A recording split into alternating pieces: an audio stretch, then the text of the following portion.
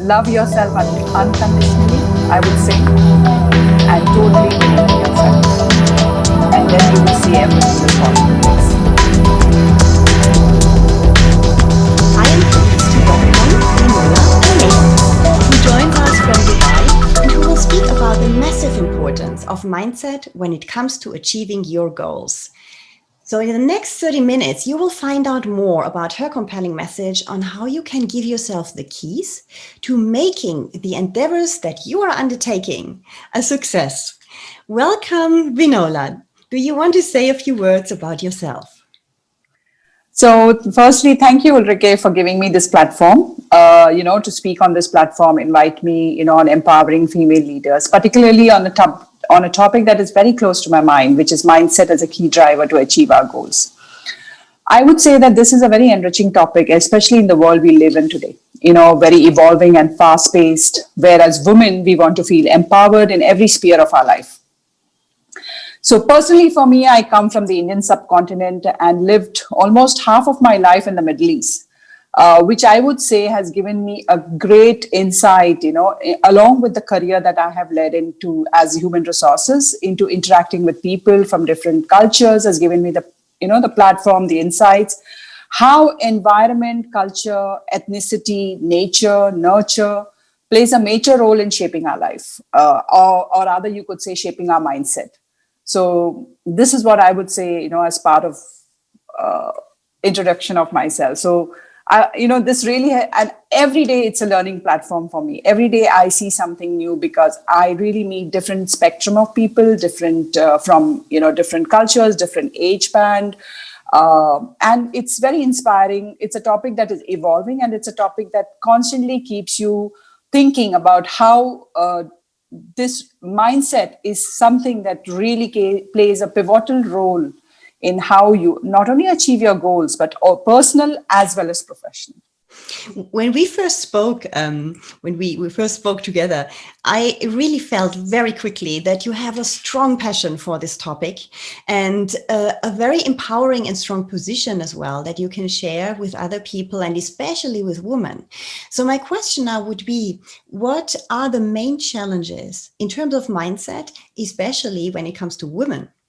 Well, I would say that as women, I'm sure we are very great at multitasking. Maybe because of the roles that we play, from different roles that we played, and we kind of take ownership about these roles. What I feel is that as an individual, we have this right to follow our dreams, our ambitions, our growth.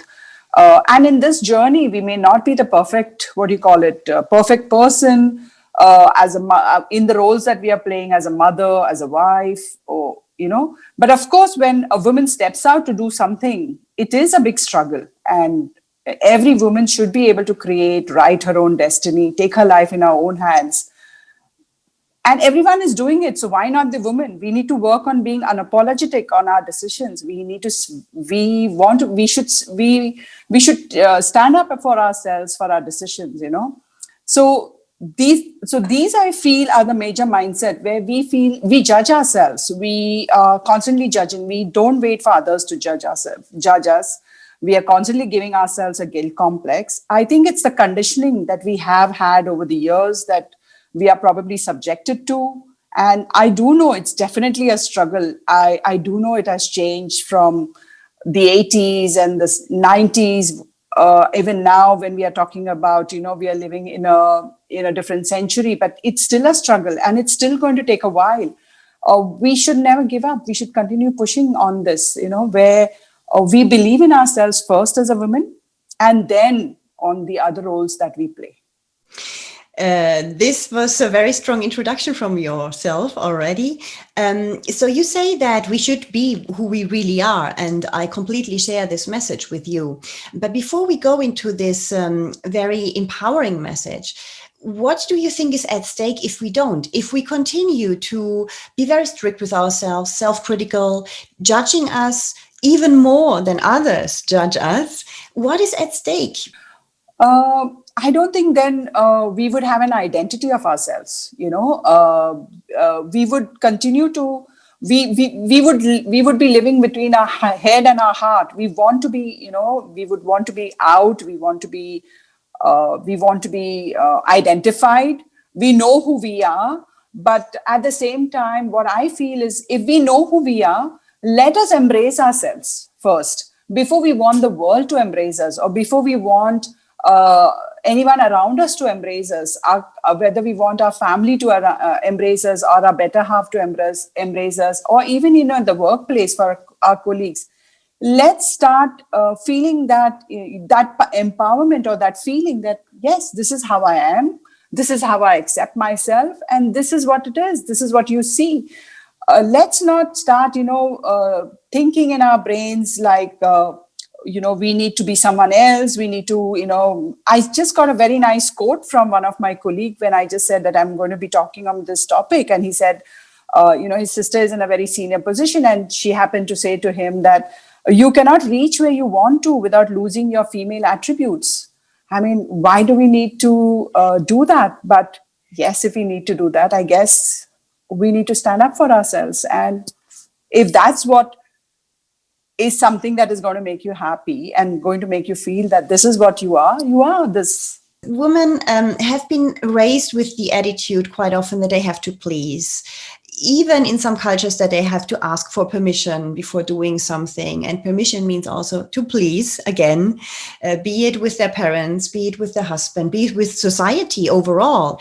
And depending on the society you're in, women have a lot of attentions, a lot of expectations they think they have to fulfill, because there are so many different roles. Coming back to when you spoke about the multitasking piece, roles outside of work, roles at work. And for each role, we put an enormous pressure on ourselves because we want to be perfect in everything. And at the end, we're just draining ourselves, criticizing ourselves, and never being satisfied. What is, in your opinion, like a worst case scenario, if we just continue with this, trying to being perfect all the time in every place and not being satisfied? I think that's something I don't think we would ever be able to then identify ourselves with. If we continue to satisfy everyone, I don't think personally, there was a long time ago when I first joined a job many years ago. I remember a comment that was made to me by my manager that there are so many million people in India. If you go pleasing everyone, you'll never please yourself. That comment stayed with me. It was a very strong comment. And I felt that, yes, what he said was right. That if I go pleasing everyone, I'll never please myself. So why not I please just myself? Yes, there have been times when people have, I have had those kind of looks like, I mean, is this the person I'm speaking to? Is she fine? Because sometimes I may come across very strong. It's not very known for women to have, to be outspoken, to be very strong. Again, from the continent that I come from, I must say that majority of my counterparts over there are very submissive. As you said, we have to be listened to. We have grown up like that. We are conditioned to grow up like that. But is it that what you want? Because I can see that this is not what they want. But what is stopping them from breaking the barriers? I sometimes feel that the thing that is stopping them from breaking the barriers is, what is society going to say? What is the environment going to be? But again, I'm sure the strong women that we have seen, they have not had it any easier. It has been tough. But I guess even though we are still conditioned by a lot of extraneous factors, we should embrace our toxicities, our complexities, the idyllic life and the transformative phase that we have to go through. Yeah, indeed. Building on this, you already mentioned quite a few solutions here, or a few takeaways. I will come back to them a little bit later. But one thing that you said just in the first few sentences is about this stop pleasing yourself, and that was what we're talking about now. What exactly, or how did you do that? Was that one comment that you had in the past enough to help you to stop pleasing? Because it is something that is deeply anchored in many of us. So it's not easy to tell ourselves that we have to stop pleasing, because we do it again. It's a behavioral pattern probably that repeats. Is there something that you can share about this? Well, I must say that where it comes to me, I think I attribute a lot of my mindset, I would say to my father. I grew up in a home where it was all boys. It was just boy. I had two brothers, so there was no different what do you call it timelines for my brothers or me. The rule was the same. I was not raised up that if you are a girl, so you should do this or you should not do this. I was treated just like my brothers at home. And having been brought up like that, so as I said, I was probably conditioned that I was as equal as the men, and probably that was what was the difference for me. So I would say that I'm sure that the women would require more of this support. I always remember my father. He's no more, but I always remember him, because I feel that he was very much important into making me think that if what his sons can achieve, I can achieve it. There was nothing like I was told that I cannot achieve. I think I have to also give credit to my boys, because they again made me feel that, I'm just like, one of those superwomen who can do it. My partner in life.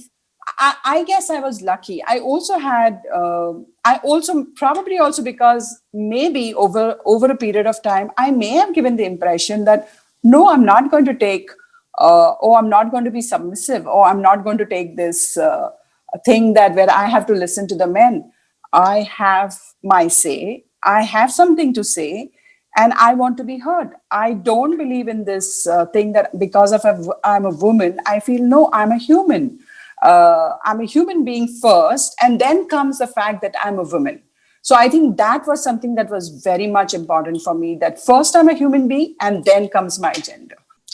When you live this every day, so you have this behavior that is an assertive behavior, and that is not common to the majority of women, at least not naturally, because we were maybe not raised like that. I'm coming from Germany, and I was not raised like that. My mother told me, you don't have to do big studies, you will stay at home with the kids. You imagine, in Germany, it's not, but that's what she told me, literally.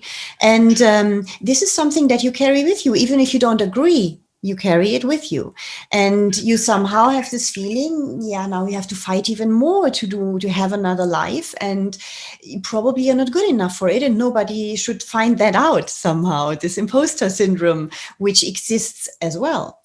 When you say that you live this in a different way, and that for you this is very natural to be assertive and to not even ask yourself any questions about this, you're just natural, you're yourself. How does the environment react to this? And with environment, I mean men, women, maybe in different societies, cultures, because you have a lot of different contacts. Yes, I get those odd looks, Ulrike. I mean, I know, and I'm very happy that you mentioned in this call that you're from Germany and you had the same situation, because many of the times I've heard comments, especially because I'm coming from the Indian subcontinent, working in the Middle East. I think there is something in the mindset. Oh, because we are from India, somehow it looks like it does not happen in Europe, it does not happen in US, and most of the times I have to say no. It's mindset at the end of the day, irrespective of which part of the world you are. At the end of the day, it's the mind of a human being. It does not matter whether you are, in a first world country or a third world country. It does happen. So it is all about you. It's all about how you want to break those barriers. It's all about how much courage you have to break those barriers. It's all about how much you can stand alone. Because there are times that I'm alone. There are times where I feel that, am I doing something wrong? There are times when I want to be, in the same pack. There are times where it is difficult to swim against the tide. I want to swim with the tide. But then I ask myself, if I do so, is that my identity? Will I be happy with that identity? No. When that answer comes to me and I'm like, okay, no, that will not make me happy, which means that it's fine if people don't understand me. I'm sure in time they will. I'm sure once they get to know me better, they'll understand this is how I am. There is nothing behind it, or there's no, this is the person she is. And this is how I have been. It has taken a while, but I have noticed that in my work, in my career, in when I've met people, men and women, whoever, it has taken some time, but they have started recognizing, no, this is how she is, and that's what you get. So I mean, that's how it is. Like, so I guess somehow I just said, I didn't make that compromise. I know it was a battle. I know there are times I've gone home, I have questioned myself. I have discussed this with my son. I've said I should change. I've had some kind of thinking back, and I'm like, then the bottom line, am I going to be happy? No, I'm not going to be happy. So what will make me happy? Myself. So the way I am. So I guess that's how it should be. Striking message. When we prepared this talk, you were saying something that I found very compelling. You said that if you want to achieve your goals, this is your own battle and no one else will fight it for you. Can you elaborate a bit on this? Yes, because again, coming back to anything that you do, I mean, there would be people around you to speak with you, to what you call it, share with you, and it's good to talk, because at the end of the day, when you talk, you do know that you're not alone. For example, now when you spoke, I'm sure many of those who are listening on this call would say that, no, I'm sorry, we are not the only one who have gone through this. There are many others around in the world.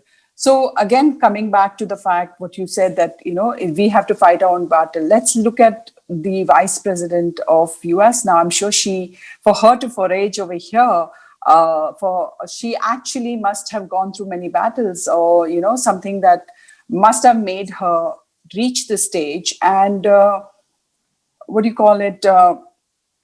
It's something that, no, there are people around to help you, definitely, but at the same time, this is something that you need to believe in to do it. So it's your own battle at the end of the day.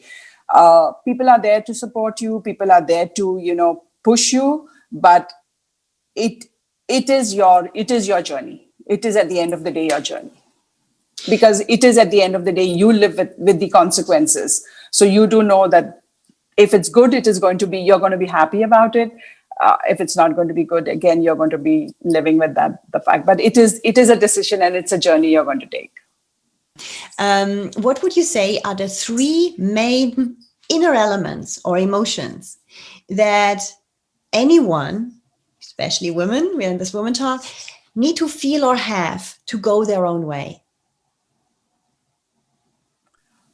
Firstly, be unapologetic. Believe in yourself. Stop, what do you call it? Judging ourselves. Stop judging yourself. Stop having a guilt complex. Yes, we do know that there are a lot of roles we play. We are a mother, we are a son, we are a wife. Many roles we play. But at the first thing, I feel that there is something we owe it to ourselves. So if we owe it to ourselves and we are happy with our own selves, and I'm sure then everything around us will automatically fit in, automatically then everyone will know this is how it is going to be. And the other odds will just fit in over there. So I guess the first most important thing is that don't judge yourself. Stop, having a guilt complex. I do know that it is a conditioning over the years we have been subjected to. It's a struggle to come out of it. It's definitely not easy. It's going to take a while.